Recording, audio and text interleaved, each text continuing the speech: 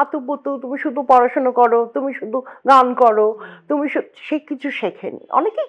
মানে এটা কিন্তু এটা I am not criticising parents, বরং প্যারেন্টসরা কতটা ভালোবাসে যে আমরা করে দিচ্ছি, তোমার কিচ্ছু করতে হবে না, প্রোটেক্টিভ, কেয়ারিং, প্রোটেক্টিভ, তো তোমায় কিছু করতে হবে না। কিন্তু তার পরবর্তীকালে আমি বিদেশের কথা কেন বলছি, তার এখানেও সংসার করতে গিয়ে বা কোনো সময় তো একা থাকতে হয় মানুষকে, তখন সে পারছে না, তার অন্য আরো যা দায়িত্ব সে পারছে না, সে নেই।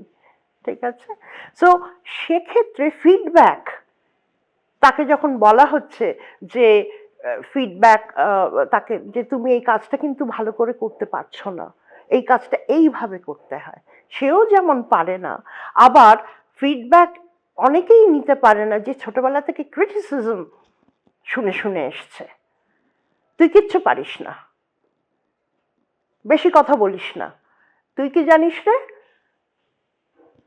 দাদার সামনে কথা বলছিস কেন, ও বাড়ির বড়, ওকে কথা বলতে দে।